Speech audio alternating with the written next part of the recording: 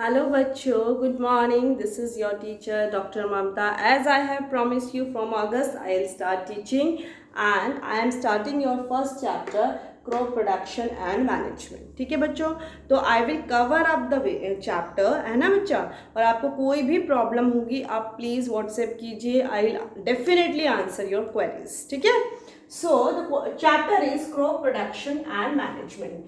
सबसे पहले बच्चों आपको क्रॉप्स पता होने चाहिए।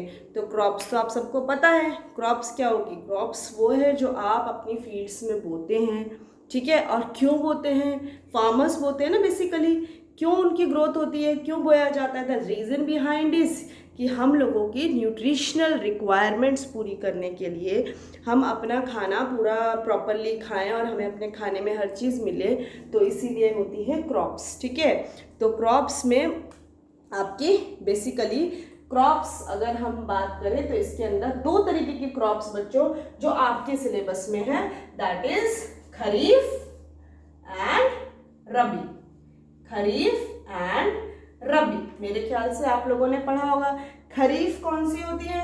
खरीफ वो होती है जो रेनी सीजन में होती है ना, जो रेनी सीजन में होती है। जैसे आपका पैडी हो गया, मेज हो गया, है ना बेटा।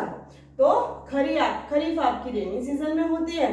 तो आपको रेनी सीजन आपको पता है, आपको जून ऑनवर्ड शुरू होता है और अक्टूबर तक रहता है। और रबी क्रॉप्स जो होती हैं जो बेटा आपकी विंटर में ग्रो की जाती है, ठीक है। तो उसमें आपका क्या आ जाएगा? उसमें आपका मेनली अगर आपको याद हो wheat, peas, all these are your rabi crops, ठीक है बच्चों। तो this is all about kharif and rabi. I guess you all knew it, ठीक है। नाउ क्रॉप्स के बाद है सॉइल प्रिपरेशन। सॉइल प्रिपरेशन में क्या है बेटा? आपको जब भी शुरुआत करनी है तो हमें क्या करना पड़ेगा? अपनी सॉइल को प्रिपेयर करना पड़ेगा। अगर हम अपनी सॉइल को प्रॉपरली प्रिपेयर नहीं करेंगे तो जो हमारा जो प्लांट होगा उसकी ग्रोथ अच्छी नहीं होगी। तो सॉइल प्रिपरेशन के लिए हमें उसका मॉइस्चर कंटेंट तो चेक करना ही पड़ेगा, है ना बच्चा। Moisture content. और बच्चे आपको देखना पड़ेगा कि जो आपकी सॉइल है उसकी हमें प्रॉपर टिलिंग करनी पड़ेगी। टिलिंग में क्या करते हैं बच्चों? एक तरीके से आप अगर हिंदी में कहें तो खोदना। तो उसको हम खोलेंगे तो सॉइल में क्या होगा? एरेशन होगा, ठीक है। और जो टिलिंग की हेल्प से जो एक्सेसिव वीड्स होंगे, वीड्स क्या होते हैं? जो अननेसेसरी प्लांट्स होते हैं ना, जिनकी हमें रिक्वायरमेंट नहीं है, वो सब क्या होते हैं? वीड्स होते हैं।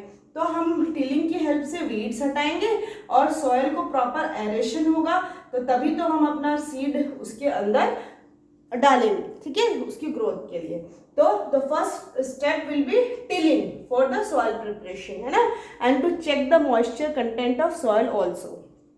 नाउ टिलिंग के बाद क्या करना है? हमको सोइंग करना है ना। तो सोइंग के लिए हम लोगों को ध्यान रखना पड़ता है कि हमें प्रॉपर डेप्थ कि किस सीड के लिए कितनी डेप्थ है। अगर आप ज़्यादा नीचे भी अपना जो सीड लगा देंगे तो वो उसको निकल के आने में प्रॉब्लम हो सकती है और हो सकता है कि वो सीड आपका बाहर आए ही नहीं, ठीक है बेटा। तो देन इज सोइंग। सोइंग के लिए हमें प्रॉपर डेप्थ का मेजरमेंट होना चाहिए कि हमें कितना नीचे अपना सीड लगाना है, ठीक है। बहुत ज़्यादा डेप्थ नहीं रखते हैं, ठीक है। Then is manure and fertiliser. जब आपने अपना सीड लगा दिया तो उसके बाद क्या है? अब उसकी प्रॉपर ग्रोथ हो उसके लिए मेन्योर और फर्टिलाइजर का यूज़ किया जाता है। सो मेन्योर एंड फर्टिलाइजर आपको पता है बच्चा कि जो आपका मेन्योर है दैट इज समथिंग नेचुरल, ठीक है। उसमें क्या है? सारी नेचुरल चीज़ें आ जाती है। जो एक्सक्रीटा होता है, एनिमल एक्सक्रीटा, प्लांट्स की जो पत्तियाँ, पेड़ों की जो पत्तियाँ गिरेगी, है ना, एंड जो आपका फ्रूट्स एंड वेजिटेबल्स जो आप कट करते हैं उसका जो वेस्ट प्रोडक्ट है, everything it includes in manure, all organic material, है ना। और फर्टिलाइजर्स बेटा these are chemicals, these are prepared in factories. जो फर्टिलाइजर्स होते हैं वो फैक्ट्रीज में बनाए जाते हैं। तो बच्चों मैं एक चीज़ आपको फर्टिलाइजर में बहुत अच्छे से बताना चाहती हूँ, NPK। याद रखिएगा बेटा, ये प्लांट्स के लिए बहुत ही इंपॉर्टेंट रिक्वायरमेंट होती है। NPK। N is nitrogen, P is phosphorus, K को बेटा केमिस्ट्री में जो पोटेशियम होता है उसको K से रिप्रेजेंट करते हैं, ठीक है। तो K इज पोटेशियम। तो जो आपके फर्टिलाइजर्स होते हैं मैक्सिमम में they are rich in NPK, nitrogen, phosphorus and potassium. और बच्चों प्लांट्स को नाइट्रोजन बहुत चाहिए होती है, तो इसीलिए क्या होता है कि उस रिक्वायरमेंट को पूरा करने के लिए कभी कभी क्रॉप रोटेशन किया जाता है। तो क्रॉप रोटेशन में क्या होता है कि बीच में जब आपने कोई 2 क्रॉप्स लगाई, आपने मान लो रबी खरीफ लगाई और उसके बीच में एक क्रॉप लगा दी जाती है, उसका रीज़न ये होता है कि जो वो क्रॉप होगी, एक तो हमारा जो फार्मर होगा उसको कमर्शियली इसको बेनिफिट होगा, है ना बेटा।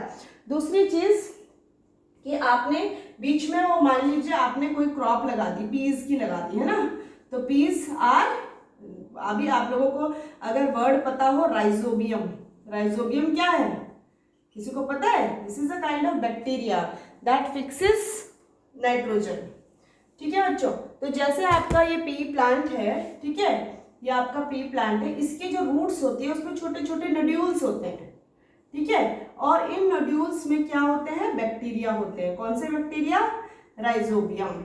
ठीक है, इस राइजोबियम का काम क्या है बेटा? ये जो एटमॉस्फेयर में जो नाइट्रोजन है, आपको पता है कि एटमॉस्फेयर में सबसे ज्यादा नाइट्रोजन है, सबको पता है ना, 78% है। ये क्या करता है? जो नेचर की जो नाइट्रोजन है उसे फिक्स करता है प्लांट के रूट में। कौन से प्लांट्स? लेग्यूमिनस प्लांट, सारे प्लांट नहीं, लेग्यूमिनस प्लांट। लेग्यूमिनस प्लांट में आपके बेसिकली पीज, किडनी बीन्स, ठीक है, या आपके राजमा, छोले एंड मटर, ऑल दीज आर लेग्यूमिनस, ठीक है, they are rich in nitrogen, ठीक है, याद रखिएगा। तो ये नेचर की जो नाइट्रोजन होती है वो अपनी जो रूट्स होती है उसमें फिक्स करता है और प्लांट को भी वो नाइट्रोजन सप्लाई करेगा और वही नाइट्रोजन वो सॉइल को भी देता है। तो सॉइल भी नरिश हो जाती है, सॉइल को नाइट्रोजन मिल जाता है। तो अब आपने जो नेक्स्ट क्रॉप लगाई उसको बहुत अच्छी अमाउंट में नाइट्रोजन मिल जाएगी। ठीक है बच्चा, तो this is all about rhizobium and nitrogen fixing bacteria.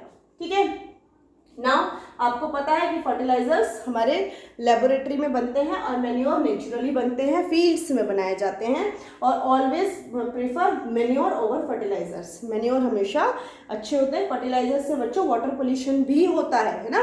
अगर फर्टिलाइजर डाला फील्ड में और बारिश आ गई तो पानी बह के वो जो केमिकल्स होते हैं वो आपके सब जगह फैलेंगे। तो this also causes water pollution. So fertilisers are not, although fertilisers जो है बच्चों बहुत अच्छी ईल्ड देते हैं, तो temporary it gives a very good benefit, इसीलिए फार्मर्स इसको काफ़ी यूज़ करते हैं। लेकिन लॉन्ग टर्म पे फर्टिलाइजर ना तो सॉइल के लिए अच्छा है, ना आपके लिए अच्छा है, ना आपके इन्वायरमेंट के लिए अच्छा है। Now irrigation. इरिगेशन तो बच्चों आपको पता है, जब आपको अपने प्लांट को पानी देना है, पानी तो देना पड़ेगा ना, उसकी न्यूट्रिशनल रिक्वायरमेंट कैसे पूरी होगी? तो जो पानी देने का जो भी सिस्टम होता है ना, ये वो सारा जो आता है आपका इरिगेशन के अंदर। तो इरिगेशन के अंदर बच्चों आपके सिलेबस में मेनली ड्रिप सिस्टम है और स्प्रिंकलर सिस्टम है। तो बच्चा स्प्रिंकलर सिस्टम में तो स्प्रिंकल किया जाता है पानी। एक तो आपको पता है कि ट्यूबवेल्स, वेल्स से पानी आता है और उसी में से रास्ता, जैसे रिवर से बेटा पानी आया, ठीक है, और उसी में से कैनाल्स बना दी जाती है, छोटी छोटी कैनाल्स। तो जहाँ पे अगर आपके साइड में आपके वो होंगे, आपकी जो खेती होगी उसमें क्या होगा, छोटी छोटी कैनाल के थ्रू पानी चला जाता है, ठीक है, और कैनाल सिस्टम बोल देते हैं। एंड देन स्प्रिंकलर सिस्टम में, स्प्रिंकलर में पूरा पानी पूरी फील्ड में छिड़कने का प्रोसेसिंग होता है। और drip system that is very beneficial system. इसमें सबसे इसमें पानी बहुत बचता है बेटा, पानी का नुकसान नहीं होता, ठीक है। तो if we should not waste our water, you know this very well. तो ड्रिप सिस्टम में क्या होता है, जो पर्टिकुलर प्लांट की रूट को ड्रिप बाय ड्रिप पानी दिया जाता है, ठीक है बच्चों। तो this is your drip system. अभी इसके बाद मैं आपको बता चुकी हूँ वीड्स। ये सब बच्चों मैं पॉइंट्स इसलिए लिख के रखती हूँ कि मेरा कोई पॉइंट आपको समझाए बिना मिस ना हो जाए, है ना। तो वीड्स आपको पता है, weeds are those unnecessary plants that are not required, that अपने आप वो आपकी जो नॉर्मल जो क्रॉप होती है उसके साथ वो उग जाते हैं। तो उसको आप मैनुअली भी निकाल सकते हैं, हाँ, आप टिलिंग से भी निकाल सकते हैं ना। तो weeds are those unnecessary plants, ठीक है।